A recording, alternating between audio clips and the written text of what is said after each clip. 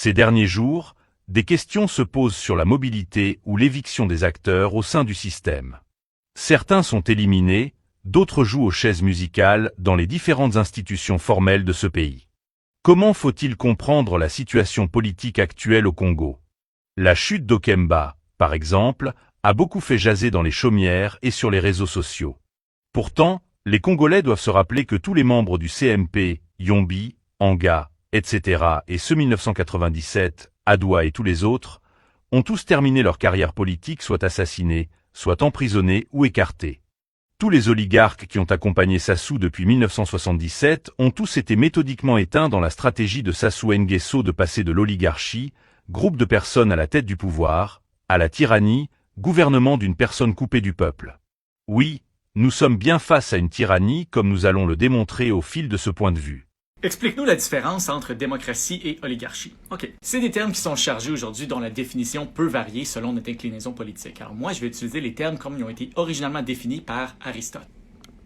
Voilà. Selon Aristote, il existe 6 formes possibles de gouvernement, 3 formes pures et 3 formes corrompues. Les premières formes, c'est quand le pouvoir est détenu par une seule personne. Quand la personne agit pour le bien commun, c'est sa forme pure, la monarchie. Mais quand la personne agit juste pour son propre bien, c'est sa forme corrompue, la tyrannie. Les deuxièmes formes viennent quand le pouvoir est tenu par un petit groupe. Quand le petit groupe agit pour le bien commun, c'est la forme pure, l'aristocratie. Et quand le petit groupe agit juste pour son propre bien, c'est la forme corrompue, l'oligarchie. Les deux dernières formes viennent quand le pouvoir est tenu par tous les citoyens. Et c'est là que ça se corse un peu. Parce que pour sa forme pure, Aristote a utilisé un mot grec qu'on a de la misère à traduire, politeia. Généralement, en grec moderne, on traduit le mot politeia par état, mais c'est pas très clair que c'est ça qu'Aristote voulait dire en grec ancien. On sait qu'Aristote ailleurs utilisait le mot politeia pour vouloir dire les règles qui encadrent le fonctionnement de l'État. Ce qu'on appellerait aujourd'hui une constitution, et c'est le terme qui est préféré dans les traductions modernes des passages en question. Mais ça reste pas clair, et même les contemporains d'Aristote avaient de la misère à comprendre qu'est-ce qu'il voulait dire quand il disait que le pouvoir tenu par tous les citoyens agissant pour les biens communs était un gouvernement constitutionnel. Et c'est là qu'on arrive à la forme corrompue du gouvernement où tous les citoyens ont le pouvoir et chacun agit pour son propre bien seulement. La démocratie. Parce que oui, selon Aristote, la démocratie était une corruption de la forme pure du gouvernement constitutionnel. C'est la situation où tous les citoyens utilisent son pouvoir politique pour son propre bien individuel plutôt que pour le bien commun et collectif. Mais attention, ça c'est la définition de Aristote il y a 2300 ans. Ça veut pas dire que c'est encore ça qu'on veut dire quand on parle de démocratie. Et aussi, ça c'était des distinctions théoriques. Même Aristote reconnaissait que la plupart des gouvernements pouvaient avoir des éléments de toutes les formes. Personnellement, j'aime le rappel que même en démocratie, un gouvernement peut devenir corrompu si on met les intérêts individuels au-dessus de ceux du bien commun. Les analyses politiques seraient pourtant plus simples si les fameux analystes congolais se penchaient sur les différentes publications d'Aristote d'il y a plus de 2300 ans. Ce qui caractérise la tyrannie, d'après Aristote, c'est l'abus de pouvoir. Ce qui est subtil, c'est que le tyran n'abolit pas les lois, il se place au-dessus d'elles. Le tyran est ainsi défini comme celui qui développe une grande hostilité. Aristote qualifie le tyran d'homme bestial. Il écrit ceci: quant à l'homme bestial, incapable de vivre en société, sans lignage, sans loi, sans foyer, homme de rapine et de violence, avide de guerre, il n'a cure ni de ses enfants, ni de son père, ni de ses amis pour satisfaire son appétit de domination. Sa démesure, son hubris, en fera un tyran s'il le peut. Le tyran est ainsi défini comme celui qui développe une grande hostilité pour les personnes qu'il gouverne, et qu'il va à la fois désarmer et asservir. C'est ainsi le règne d'Éole arbitraire, on parlerait aujourd'hui du fait du prince, car le tyran exerce son autorité selon ses propres vues, c'est-à-dire non dans l'intérêt des personnes qu'il gouverne mais pour son propre avantage. N'est-ce pas, ici, le portrait craché de Denis Sassou et sa stratégie de conservation du pouvoir? Il suffit de lire les publications d'Aristote pour comprendre les forces du système. Que dire de tous les prétendus universitaires qui se présentent aux élections? Ici, j'interpelle Manangou Vivien. Comment faut-il interpréter cet acte? Il aura peut-être le loisir de me répondre un de ces jours après le silence assourdissant qui a suivi la proclamation des résultats. Est-ce de l'opportunisme, du cynisme ou de l'ignorance de ces principes édictés par Aristote? En effet, Aristote a analysé, d'une des manières les plus fines et précises qui soient, les principes qui permettent d'instaurer et de faire durer une tyrannie en publiant les 12 principes fondateurs de la tyrannie. Parcourons-les pour rafraîchir la mémoire de certains qui les auraient oubliés. Les 12 principes fondateurs de la tyrannie. Principe 1. Réprimer toute supériorité qui s'élève. Principe 2. Se défaire des gens de cœur. Principe 3. Défendre les repas communs et les associations. Principe 4. Interdire l'instruction et tout ce qui tient aux lumières, c'est-à-dire prévenir tout ce qui, ordinairement, donne courage et confiance en soi.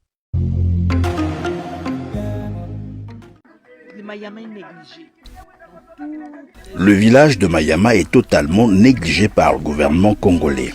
Il n'y a aucune infrastructure socio-éducative. Pas d'infirmiers à l'hôpital, pas de pharmacie. Il n'y a quasiment pas d'enseignants à l'école. C'est très difficile. Cela me fait de la peine.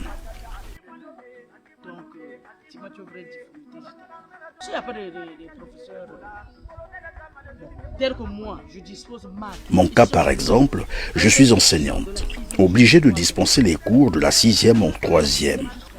Ici, un seul professeur peut dispenser 2 ou 3 matières de la 6e en 3e. Vous imaginez combien c'est pénible?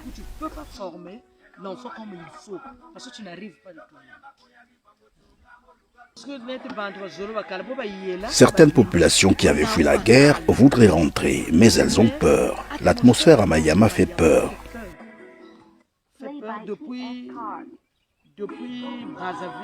De Brazzaville, si je n'étais pas assez courageuse, je ne serais pas revenue ici à Mayama. Il y a 2 camps ici à Mayama, un camp militaire et un autre des ex-combattants. Nous vivons dans cette atmosphère où les soldats se baladent avec les armes comme s'il y avait encore la guerre. Psychologiquement, cela nous rend très mal à l'aise. C'est ce que retient d'ailleurs certaines personnes qui veulent rentrer ici à Mayama. Pourtant la guerre était finie, mais les soldats continuent à se pavaner avec les armes de guerre. Cela voudrait dire qu'il y a un autre problème. Comme s'il y a encore un problème dans Mayama seulement, pas dans d'autres. Donc ça aussi. De la 6e en 3e, vous dispensez des cours dans ces classes. Dans ces classes. Alors, comment vous partagez, comment vous faites? C'est très difficile. On ne peut pas avoir un emploi du temps sur ça. Nous avons un emploi. Ça, c'est pas un emploi du temps. C'est une torture pour nous. Parce que quand tu commences de la 6e, chaque jour, je dois prendre 3 niveaux. Chaque jour, j'ai 3 niveaux. Parce que j'ai 3 matières à disposer. Donc, il faut que je prenne 3 niveaux. Ou encore 4 niveaux aussi. Et le samedi, il faut faire revenir ceux qui préparent le BPC.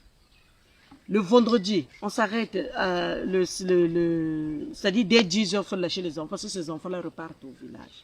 Donc, c'est pas facile. Prenons un jour de lundi. Comment vous travaillez? Le lundi, vous vous réveillez, vous arrivez à l'école. Le lundi, tel que moi. Oui. Quand j'arrive le lundi, j'ai 6 heures. 6 heures, donc j'ai 3 niveaux. Je passe les 2 premières heures, je passe en 6e, maths. 2e, 4e heure, je suis en 5e et je termine en 3e, mathématiques. Donc chaque lundi, j'ai mathématiques dans 3 niveaux. Ainsi de suite, il y a des planches comme ça là aussi. Et pendant que vous êtes en train de dispenser les cours en 6e, ceux de la 5e, oui, nous avons des professeurs. Nous avons, bon, pas des professeurs, nous avons des prestataires. Nous sommes au nombre de 4. Actuellement, on a reçu encore un jeune et il s'est ajouté, donc nous sommes 4. Donc, comme moi je suis en 5e, l'autre passe moi je suis en 6e, l'autre passe en 5e. Le moment où lui il sort, moi je remplace en 5e. C'est comme ça. C'est pénible quand même. C'est très pénible, c'est comme je viens de dire, pour nous c'est comme une prison, une punition. Surtout sur le recrutement, l'État congolais néglige vraiment les villages. C'est ceux de la ville, ceux qui sont dans les maisons qui ne font rien qu'on récupère. Ceux qui sont sur les terrains, on ne les regarde pas. C'est comme si nous sommes maltraités. Bon, comme nous sommes des prestataires, c'est comme si nous manquons beaucoup de choses. Mais moi, je pense que le travail que nous faisions, c'est pour aider. On est en train de contribuer aussi à l'évolution aussi. Parce que le village n'a plus de professeurs. Donc il fallait revenir et former ces jeunes. On ne peut pas laisser l'école mourir. Nous sommes là, tel que moi je suis là depuis pratiquement 5 ans. Je suis à Mayama. Il fallait faire le chant aussi. Il faut faire le chant pour avoir quelque chose sinon. Les parents n'arrivent même pas à payer. Les parents n'arrivent pas parce que les parents ne travaillent plus. Comme vient de dire mon frère, ils n'arrivent plus à travailler comme il faut. Principe 5. Empêcher les loisirs et toutes les réunions où l'on pourrait trouver des amusements communs. Principe 6. Tout faire pour que les sujets restent inconnus les uns aux autres, parce que les relations amènent une mutuelle confiance.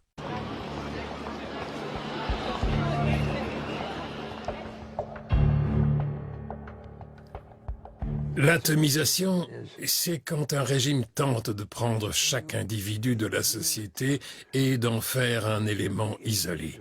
C'est l'un des meilleurs moyens qu'ils ont trouvé pour garder le pouvoir. Ils cherchent à contrôler la population, faire en sorte que tous aient peur des autres, redoutent de s'exprimer et d'agir ensemble, qu'on ne puisse pas dire à ses voisins ni à sa famille ce que l'on pense vraiment. Principe 7. Bien connaître les moindres déplacements des citoyens et les forcer en quelque façon à ne jamais franchir les portes de la cité pour être toujours au courant de ce qu'ils font et les accoutumer par ce continuel esclavage à la bassesse et à la timidité d'âme. Principe 8. Savoir tout ce qui se dit, tout ce qui se fait parmi les sujets. Principe 9. Semer la discorde et la calomnie parmi les citoyens. Mettre aux prises les amis entre eux, irriter le peuple contre les hautes classes, qu'on désunit entre elles. Principe 10. Appauvrir les sujets pour que, d'une part, sa garde ne lui coûte rien à entretenir, et que, d'autre part, occupés à gagner leur vie de chaque jour, les sujets ne trouvent pas le temps de conspirer. Principe 11. Mettre en place un système d'impôt qui absorbe la valeur de toutes les propriétés.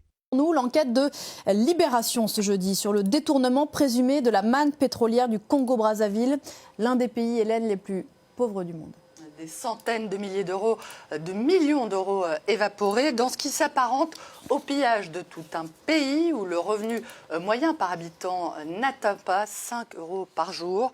Le premier volet de cette enquête, intitulé « Le président, l'intermédiaire et les millions envolés », raconte comment l'arrestation de cet homme d'affaires, Lucien Ebata, un proche du président Denis Sassou Nguesso, mis en examen en France en 2021 pour blanchiment et corruption active, comment son arrestation a permis la mise au jour d'un puissant système financier occulte au profit du clan du président Denis Sassou Nguesso, arrivé au pouvoir pour la première fois, on le rappelle, en 1979, une affaire qui a commencé en janvier 2012 à l'aéroport de Roissy où Lucien Ebata s'était fait arrêter en possession de sommes stupéfiantes en liquide, 182 000 euros et 40 000 $ en espèces non déclarées, au cœur de ce système de détournement présumé. Une société, la société de Lucien Ebata, la société Orion, du nom de la constellation symbolisant la force dans la mythologie grecque. Une entreprise moins poétiquement immatriculée aux Seychelles avec l'aide du cabinet d'avocats Mossack Fonseca, un nom qui vous dit sans doute quelque chose puisqu'il s'agit de la société qui s'est retrouvée au cœur du scandale d'évasion fiscale des Panama Papers. S'agissant d'Orion, donc, Libé affirme que cette société a alimenté des dépenses somptuaires, des dizaines de milliers d'euros de cadeaux achetés dans des boutiques de luxe sur les Champs-Élysées, jusqu'à des mouvements de cash pouvant atteindre des millions d'euros à Paris et à Monaco. Libération évoque une affaire qui résonne avec celle des biens mal acquis, dans laquelle, on s'en souvient, des membres du clan de Denis Sassou Nguesso sont soupçonnés de s'être constitués des patrimoines illicites en France grâce à des détournements de fonds publics. Principe 12. Faire la guerre pour occuper l'activité de ces sujets et leur imposer le besoin perpétuel d'un chef militaire. On voit encore dans les rues de Brazza des barrages policés par la garde présidentielle congolaise et puis ces grands mouvements de population des quartiers sud vers les quartiers nord, les quartiers sud qui sont bien sûr des quartiers qui soutiennent plutôt l'opposition au Congo, une situation donc maîtrisée mais qui reste très fragile et assez précaire après une nuit qui a été sans doute très choquante pour ceux qui ont entendu ces tirs nourris qu'on entendait jusqu'à Kinshasa, donc de l'autre côté du fleuve. Kiev. Et puis, vous le disiez, 2 quartiers qui ont été les scènes de combat, de conflits qui ont duré plusieurs heures. Alors, l'heure est maintenant à l'enquête. Le gouvernement accuse des miliciens qui soutiennent donc l'opposition d'avoir infiltré Brazzaville pendant la nuit et d'être montés à partir de ces quartiers sud pour attaquer une position militaire et 4 commissariats. Le gouvernement qui accuse les miliciens proches de cet ancien rebelle Frédéric Bin Samou, les miliciens ninja proches, les anciens miliciens ninja de Bernard Colécas, maintenant sous la direction de Frédéric Bin Samou. Alors, ce qui est intéressant, c'est que lui a été joint ces dernières heures par Le Monde Afrique. Il répond qu'il reconnaît encadrer et soutenir des populations qui agissent contre le pouvoir et qui n'hésitent pas à employer la force, même si les armes ne sont pas les siennes, puisqu'il les a rendues. Aristote mettait en avant que le propre du tyran est de repousser tout ce qui porte une âme fière et libre, car il se croit seul capable de posséder ces hautes qualités. Aristote retenait 3 chefs principaux qui sont le but permanent de la tyrannie. 1 degré l'abaissement moral des sujets. 2 degrés la défiance des citoyens les uns à l'égard des autres. 3 degrés l'affaiblissement et l'appauvrissement des sujets. C'est notre argent, on a souffert. Nous sommes en démocratie, on est libre de parler. L'argent est parti où? Ils sont déterminés à tenir une grogne illimitée. Ces retraités de la caisse de retraite des fonctionnaires crèvent, pointés au rond-point de la gare, au centre-ville, sont sur le point d'aller manifester devant la primature, bien qu'étant informés de la démission du gouvernement Clément Mwamba. On n'est pas d'accord. 3 mois, c'est trop. Pas de nouveaux, pas d'anciens retraités. Payez nos pensions. Payez nos pensions. Mais ils sont empêchés par les hommes en uniforme. Nous sommes venus ici, non pas par brutalité, nous sommes venus parce que nous avons 34 mois aujourd'hui de pensions impayées.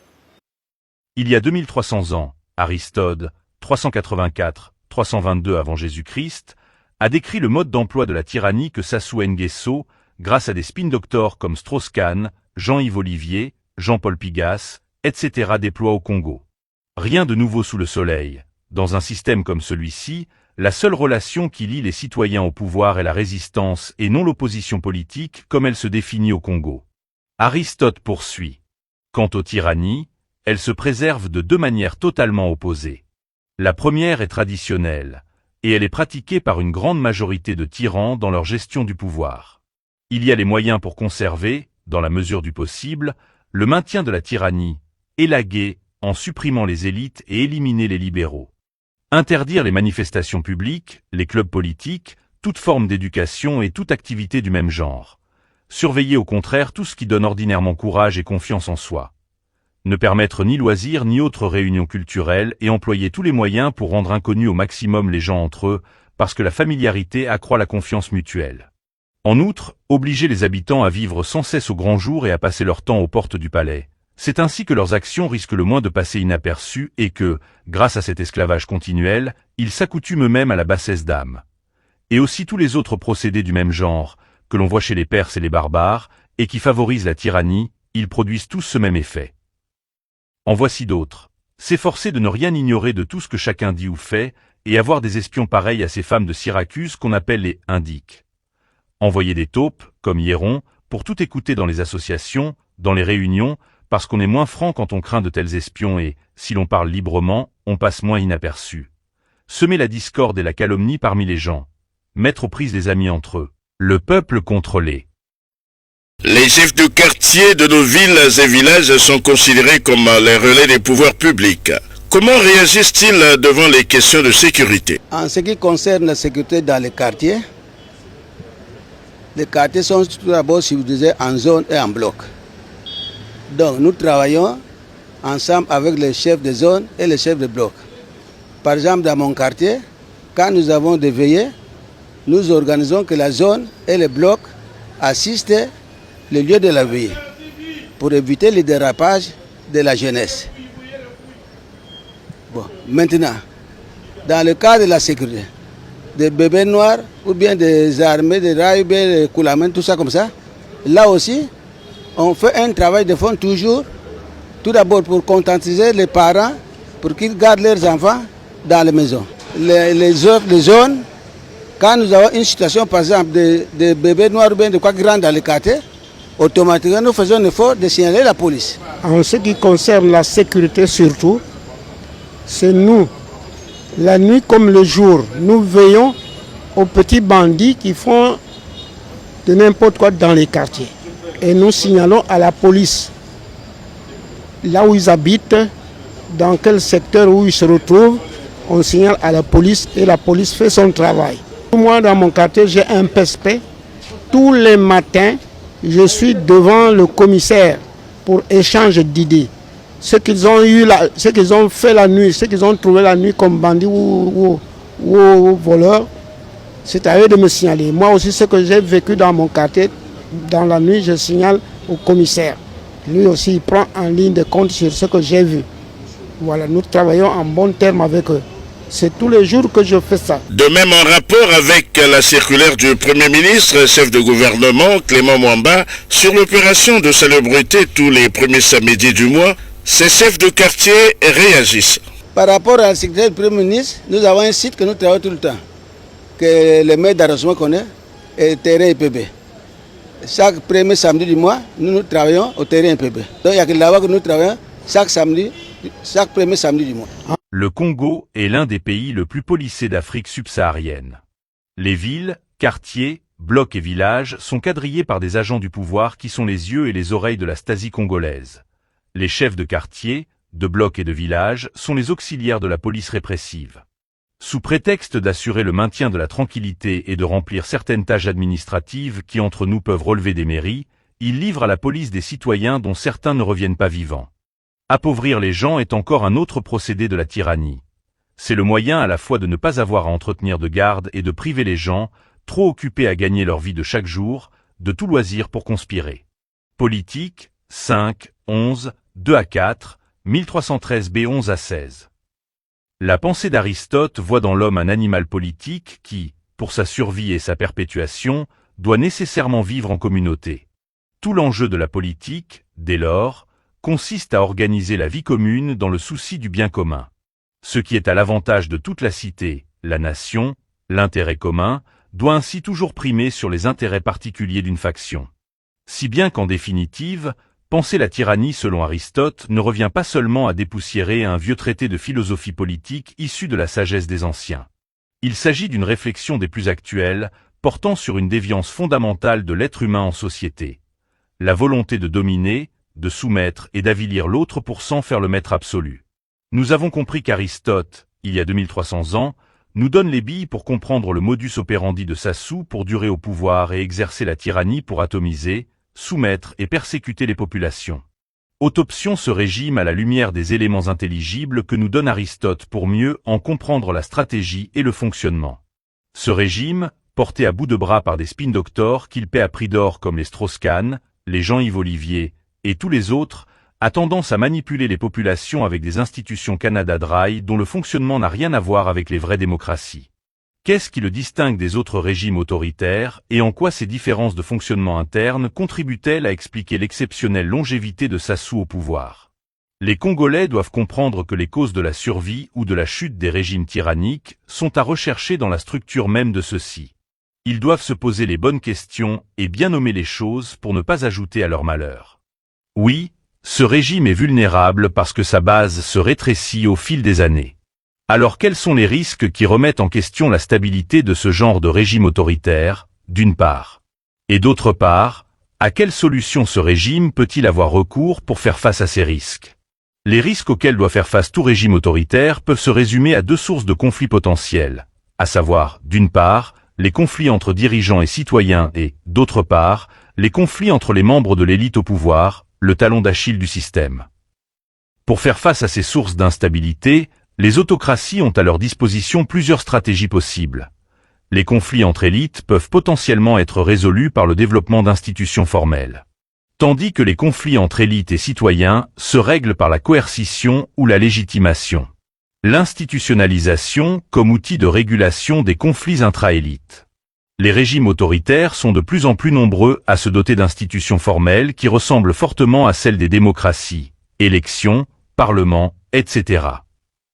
Comme Aristote l'affirme, ce qui est subtil, c'est que le tyran n'abolit pas les lois, il se place au-dessus d'elles. C'est pour cela que le tyran pond des constitutions qui ressemblent à celles des démocraties pour manipuler les populations et la communauté internationale telles que le FMI, la Banque mondiale ou les missions de médiation qu'il affectionne pour consolider l'image de médiateur sur laquelle il communique abondamment, affichage sur le réseau de JCDecaux.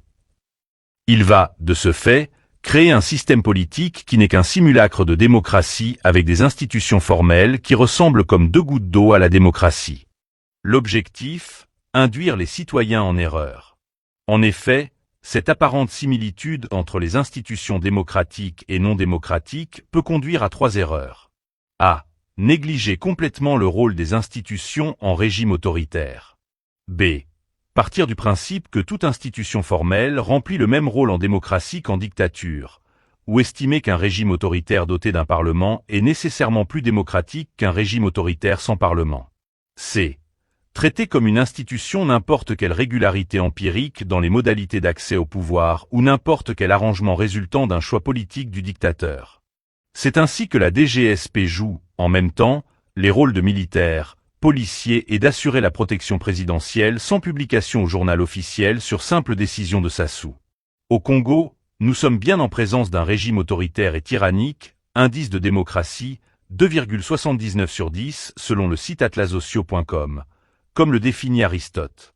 Le régime autoritaire se définit, selon le classement du politiste Rohan Lins, par un pluralisme politique limité, non responsable, sans idéologie élaborée et directrice mais pourvu de mentalité spécifique, et dans lequel un chef, ou un petit groupe, exerce le pouvoir dans les limites mal définies formellement mais prévisibles en fait.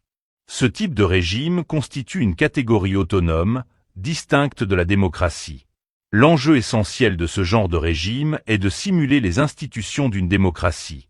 Ce sont des institutions Canada Dry, ça a la couleur du whisky, ça ressemble à du whisky mais ce n'est pas du whisky. Une justice aux ordres dont l'objectif principal est d'éliminer les opposants avec, généralement, le même chef d'inculpation, atteinte à la sécurité d'État. Ces apparences ne doivent pas nous faire oublier que ces institutions fonctionnent sur la base de rapports de force. Il s'appuie sur les faits traditionnels comme le tribalisme au Congo, plutôt sur une idéologie utopique. Juridiquement, cela se traduit par une exigence moindre. Le régime se satisfait de l'apathie politique. Tant que le citoyen ne conteste pas publiquement le pouvoir, il n'est pas inquiété dans sa vie privée. L'obéissance passive suffit. L'obéissance passive suffit. Le rapport au droit et à la Constitution, le régime autoritaire entretient un rapport instrumental avec le droit. On passe du rule of law, état de droit, où la puissance publique est soumise au droit, au rule by law, gouverné par le droit, où la loi est un outil de commandement. Le constitutionnalisme de façade. La plupart des régimes autoritaires contemporains disposent d'une constitution formellement démocratique, incluant une déclaration des droits de l'homme et une séparation de pouvoirs théoriques. Cependant, des dispositions d'exception ou des lois organiques viennent vider ces principes de leur substance. L'insécurité juridique de l'opposition. L'opposant politique n'est pas nécessairement éliminé physiquement, mais il est entravé juridiquement. Le régime utilise le droit pénal, diffamation, loi sur l'extrémisme, loi sur les agents de l'étranger, pour judiciariser la lutte politique. Cette stratégie, qualifiée de lawfare, guerre par le droit, permet de disqualifier les opposants tout en maintenant une apparence de légalité procédurale. Le monolithisme politique et le contrôle des élections. Le cœur du dispositif est la maîtrise du processus électoral, transformant le scrutin en plébiscite. La réélection de Denis Sassou Nguesso avec un score écrasant de 94,82% relance inévitablement les débats sur la nature du système politique au Congo-Brazzaville. Un tel résultat, particulièrement élevé, interpelle autant qu'il questionne sur le niveau réel de compétition démocratique dans le pays. Je dois d'abord remercier le peuple congolais, tous les électeurs, parce que les élections se sont déroulées dans un climat de paix, de sérénité, de sécurité, comme je l'avais souhaité. Et comme le peuple aussi l'avait souhaité. Et à travers les résultats que nous venons de suivre, on peut dire que le peuple a massivement participé et à l'élection. L'absence de compétition ouverte. Le multipartisme est hégémonique. C'est la forme moderne la plus répandue. L'opposition est légale, des partis concurrents existent, mais le parti du pouvoir dispose de telles ressources, accès exclusif aux médias d'État, financement public, utilisation des fonctionnaires pour faire campagne, que la compétition est totalement déséquilibrée. L'agenda politique des 3000 congressistes, issus des 15 fédérations correspondant au découpage départemental du Congo, ainsi que de la Fédération d'Europe, prévoit plusieurs enjeux majeurs. Il s'agit notamment d'analyser le fonctionnement du parti au cours des 5 dernières années, conformément aux recommandations issues du 5e congrès ordinaire. Ces assises portent également sur le renouvellement des instances dirigeantes du parti, à savoir le comité central, le bureau politique, la commission de contrôle et d'évaluation et surtout le secrétariat permanent. Les travaux ont été ouverts par Pierre Moussa, secrétaire général du parti et président du comité préparatoire et d'organisation du congrès ordinaire. Dans son allocution, il a exprimé sa reconnaissance au président du comité central Denis Sassou Nguesso pour le soutien apporté durant son mandat à la tête de l'administration du parti. Il a également rendu un hommage appuyé au président fondateur Mariane Ngouabi ainsi qu'à ses compagnons, à la mémoire desquels ce congrès est dédié. La manipulation du corps électoral. Le contrôle ne passe plus nécessairement par le bourrage grossier des urnes, bien que cela existe, mais par l'ingénierie électorale, le découpage arbitraire des circonscriptions et l'invalidation administrative des candidatures gênantes. Il faut bien qu'il soit réglé un jour. Monsieur le Premier ministre, on ne peut pas venir parler de la vitalité de la démocratie lorsque Madibou, qui a une population de plus de 270 000 habitants, a une circonscription, que Potopoto avec 84 000 habitants, 3 circonscriptions, que Mfilou à côté avec 387 000 habitants, au même niveau que Talangai, Talangai avec 390 000 habitants à 5 circonscriptions, et Mfilou avec 387 000 habitants à 2 circonscriptions. Quelle est la vitalité? Quelle est cette vitalité? C'est quelle démocratie ça? On peut dire que la démocratie au Congo a une grande vitalité. Le rôle des structures de force, armée et police. Le régime autoritaire s'appuie sur les corps constitués traditionnels. La politisation de l'appareil répressif. L'armée et la police ne sont pas neutres. Elles sont les gardiennes du régime. La surveillance et la justice aux ordres. La justice perd son indépendance pour devenir un organe d'exécution. Les juges sont nommés et révoqués par l'exécutif, garantissant l'impunité des dirigeants et la sévérité envers les dissidents. En dehors des armes et de cette vidéo pour laquelle Jean-Marie Michel Moukoko est accusé d'atteinte à la sûreté de l'État, s'ajoutent des appels téléphoniques vers un autre conspirateur basé au Gabon. Les services étaient en possession d'un renseignement selon lequel le général Jean-Marie Michel Moukoko utilisait un numéro RDC. L'exploitation de ce numéro nous a amené à nous rendre à Kinshasa pour que nous puissions avoir les relevés téléphoniques dans une période donnée. Et nous avons eu donc ces relevés qui sont aussi dans le dossier. Mais il se trouve que sur la base d'une information qui faisait état de ce que le général Jean-Marie Moukoko était en complicité avec un certain Stéphane Ravion qui se trouvait à Libreville, nous avons aussi cherché à vérifier des informations de ce côté-là. Des communications téléphoniques qui ont été interceptées par les services de renseignement. Nous avons regardé en ce moment l'exploitation du relevé d'appel du numéro RDC utilisé par le général Moukoko.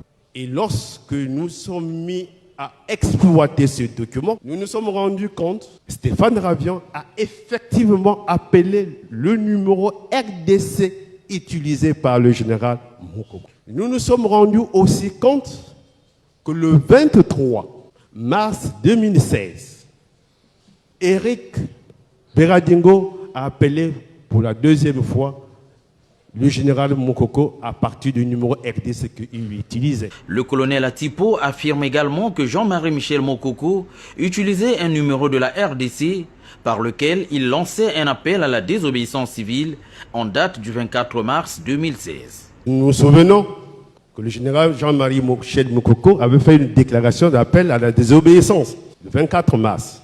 Qu'est-ce que nous constatons?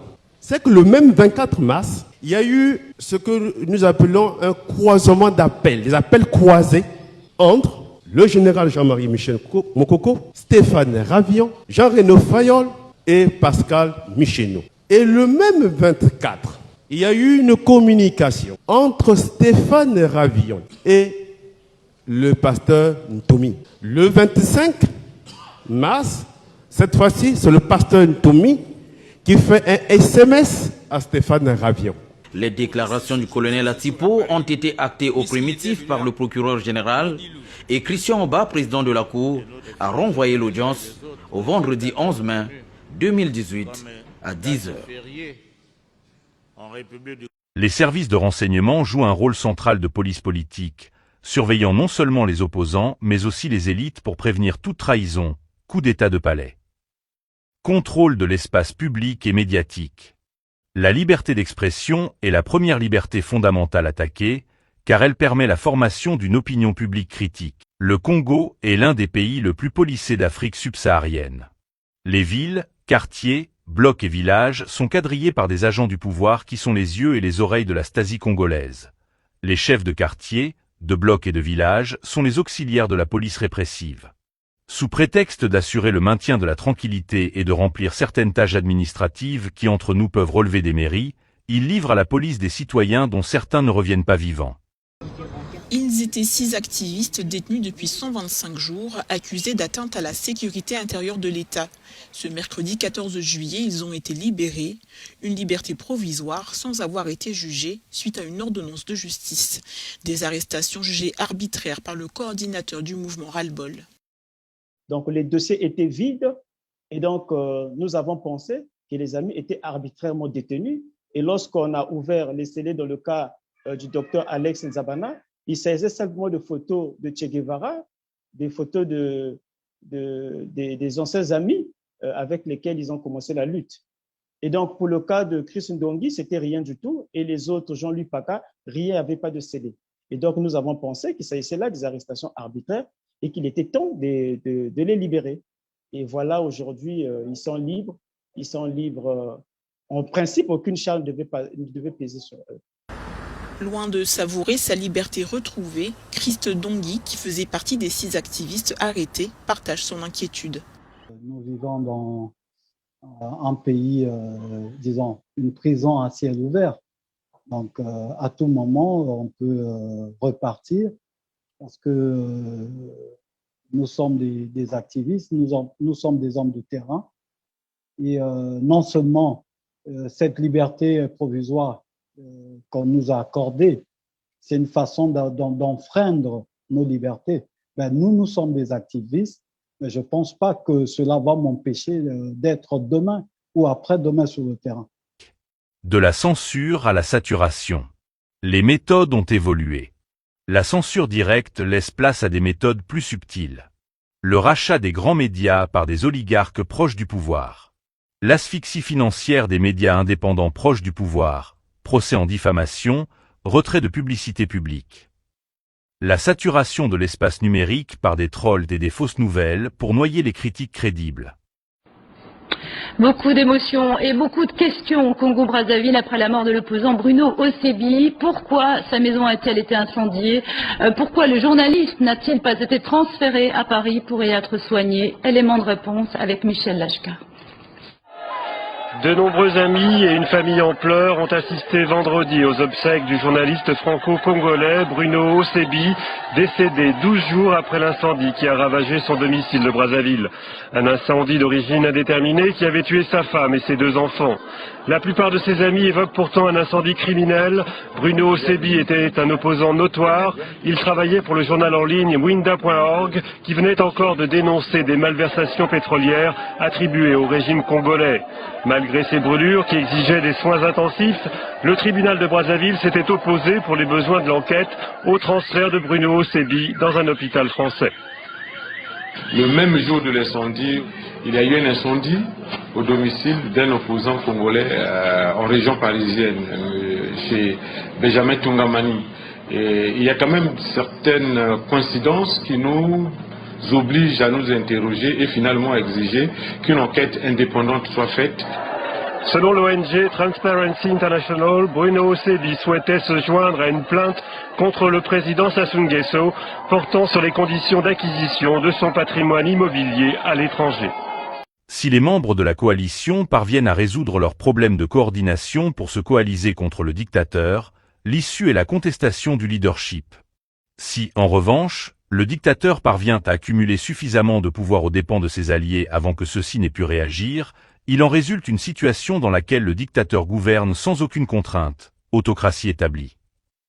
Si les dictateurs de la première catégorie tendent à se faire renverser par des membres de l'élite dirigeante, ceux de la seconde catégorie tentent d'une part à gouverner plus longtemps et, d'autre part à mourir de mort naturelle au cours de leur mandat ou à tomber à l'issue de conflits extérieurs ou d'insurrections populaires.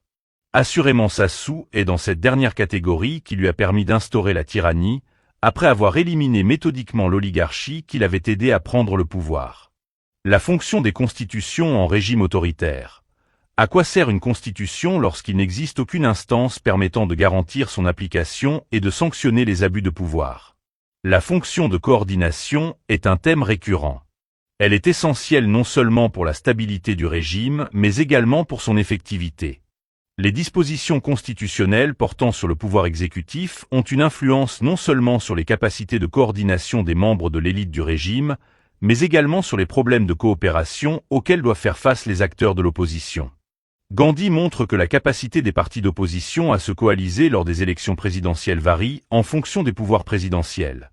Lorsque ceux-ci sont forts, chaque parti redoute que son potentiel allié ne profite de sa victoire pour revenir sur les accords préélectoraux et abuser de son pouvoir nouvellement acquis, ce qui rend la formation de coalitions électorales moins probable. Son régime autocratique est caractérisé par l'absence d'élections crédibles et par une gestion économique prédatrice. Pour compenser son manque de légitimité démocratique, il a su consolider sa stature internationale. Durant ses 4 décennies au pouvoir, Denis Sassou Nguesso a fait de la diplomatie congolaise un outil central de sa stratégie politique, en diversifiant ses partenariats et en cherchant à se rendre indispensable sur la scène internationale, confondant intérêts étatiques et familiaux.